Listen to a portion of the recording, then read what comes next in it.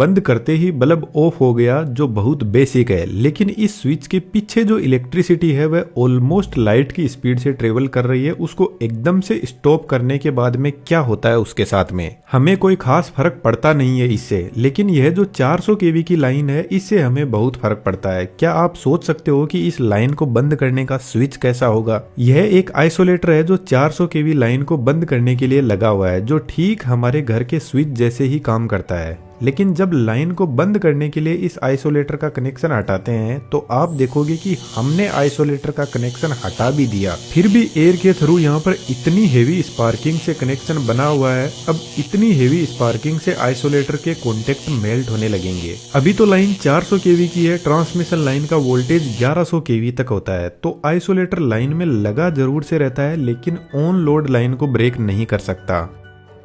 तो लाइन को ब्रेक करने के लिए एक पावरफुल डिवाइस बनाई गई जिसको बोलते हैं सर्किट ब्रेकर। यह 132 केवी से लेकर 1100 केवी तक किसी भी लाइन को ब्रेक कर सकता है एकदम सेफ्टी के साथ में। और लाइन में यदि कोई फॉल्ट आता है तो भी यह अपने आप ट्रिप हो जाता है। आप जो सर्किट ब्रेकर देख रहे हो वह SF6 सर्किट ब्रेकर है। तीनों फेज के लिए सेम मैकेनिज्म होता है, लेकिन यह मैकेनिज्म अलग अलग इन बुशिंग में ऑपरेट करता है। जो अपर टर्मिनल है वह मेन लाइन से आता है और ऊपर की तरफ कनेक्ट हो जाता है, और लोअर टर्मिनल से सर्किट ब्रेकर का आउटपुट निकलता है। अब इन दोनों टर्मिनल के बीच में ही सर्किट को ब्रेक करने का मैकेनिज्म लगा रहता है।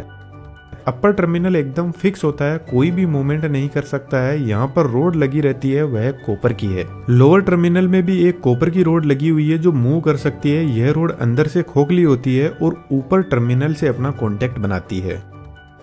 लोअर कॉन्टेक्ट खुद तो मूवमेंट नहीं कर सकता, लेकिन इस कॉपर की रोड को मूव करवाने का मैकेनिज्म यहाँ पर होता है। यहाँ पर लगे मूविंग कॉन्टेक्ट बुशिंग के बाहर से ऑपरेट होते हैं। मानकर चलते हैं लाइन ऑन है और सर्किट ब्रेकर का कॉन्टेक्ट बना हुआ है। यहाँ पर दो कंडीशन है, यदि लाइन में कोई फॉल्ट आ गया या फिर सर्किट ब्रेकर को हम मैन्युअली बंद करते हैं तो दोनों ही कंडीशन में सेम ही प्रोसेस से लाइन ब्रेक होती है। इस मैकेनिज्म के अंदर दो स्प्रिंग लगी रहती है और फिलहाल दोनों की दोनों स्प्रिंग लोडेड है। नीचे एक रिले लगी हुई है प्लंजर सिस्टम के साथ में। सर्किट ब्रेकर के पास में एक करंट ट्रांसफार्मर भी लगा रहता है, तो जब भी लाइन में कोई फॉल्ट आता है तो करंट ट्रांसफार्मर से हाई करंट फ्लो करने लगेगा और करंट ट्रांसफार्मर रिले को बताता है कि सर्किट ब्रेकर से ज्यादा करंट फ्लो कर रहा है, ब्रेकर को ट्रिप करने की जरूरत है। एक छोटा सा क्वेश्चन दोस्तों आपके लिए, यहाँ पर current transformer extremely high current पर ऑपरेट करता है और सर्किट ब्रेकर में लगी हुई रिले मुश्किल से 12 से 24 वोल्ट डीसी पर ऑपरेट करती है। फिर यह आपस में कैसे कम्युनिकेट करते हैं, इसका डायरेक्ट आंसर तो इस वीडियो में नहीं दिया हुआ है, लेकिन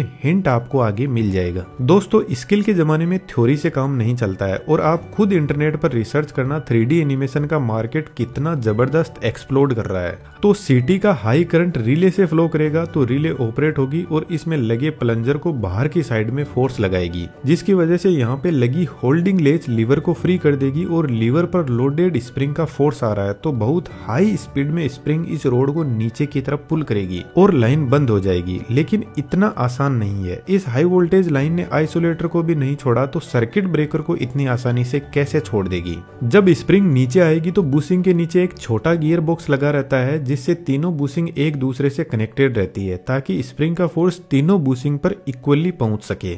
जब स्प्रिंग नीचे जाएगी तो इस रोड पर डायरेक्ट स्प्रिंग का फोर्स आता है, जिसको मूविंग आर्सिंग कॉन्टेक्ट बोलते हैं। यह रोड नीचे से इंसुलेटेड रहती है और ऊपर से अपर कॉन्टेक्ट से कनेक्शन बनाती है। तो इस रोड के साथ में यहाँ पे लगा हुआ सिलेंडर नीचे की तरफ जाएगा, लेकिन सिलेंडर के अंदर एक पिस्टन लगा रहता है जो एकदम फिक्स होता है और इस सिलेंडर और पिस्टन के बीच में SF6 गैस भरी रहती है, जिसका प्रेशर 2.8 kg पर सेंटीमीटर स्क्वायर होता है। जब सिलेंडर नीचे जाएगा तो पिस्टन गैस को कंप्रेस करने लगेगा और गैस को कंप्रेस करके इसका प्रेशर 14.2 kg पर सेंटीमीटर स्क्वायर तक पहुंचा देगा। जैसे ही यह कॉन्टेक्ट एक दूसरे से दूर होंगे तो जबरदस्त आर्क जनरेट होगी, लेकिन पिस्टन गैस का इतना प्रेशर बढ़ा देगा कि इस नोजल से हाई स्पीड में प्रेशर से SF6 गैस इन दोनों कॉन्टेक्ट के बीच में आने लगेगी। SF6 हाईली इलेक्ट्रोनेगेटिव होती है तो यह नेगेटिव आयंस में कन्वर्ट होने लग जाएगी जो इलेक्ट्रॉन से ज्यादा हेवी है। तो इन दोनों कॉन्टेक्ट के बीच में जो आर्क जनरेट होगी उसको यह खत्म कर देगी, क्योंकि इसके जो नेगेटिव आयंस है वह हेवी वेट की वजह से इसकी मोबिलिटी को रिड्यूस कर देते हैं, जिससे जितने भी फ्री इलेक्ट्रॉन्स है वह मूव नहीं कर पाएंगे और वहीं पे खत्म हो जाएंगे। SF6 गैस का प्रेशर और टेम्परेचर बढ़ने से यह लिक्विड में कन्वर्ट हो सकती है, तो यहाँ पर साइड में हीटर लगे रहते हैं जो इसको लिक्विड में कन्वर्ट नहीं होने देती, क्योंकि क्योंकि गैस लिक्विड में बदल गई तो फिर तो लाइन ब्रेक होगी ही नहीं। फिलहाल सर्किट ब्रेकर को तो बंद कर दिया, लेकिन एक रिस्क यहाँ पर अभी भी बनी हुई है कि इन सर्किट ब्रेकर के कॉन्टेक्ट के बीच में दूरी बहुत कम है, इसलिए सर्किट ब्रेकर के बाद में आइसोलेटर लगा रहता है। तो जब हम मैनुअली सर्किट ब्रेकर को बंद करते हैं किसी लाइन पर काम करने के लिए, तो सर्किट ब्रेकर को बंद करने के बाद में आइसोलेटर को जरूर से ओपन किया जाता है डबल सेफ्टी के लिए, क्योंकि जब इतनी पावरफुल लाइन सडनली ब्रेक होती है तो सर्किट ब्रेकर के कॉन्टेक्ट पर बहुत ज्यादा स्ट्रेस पड़ता है।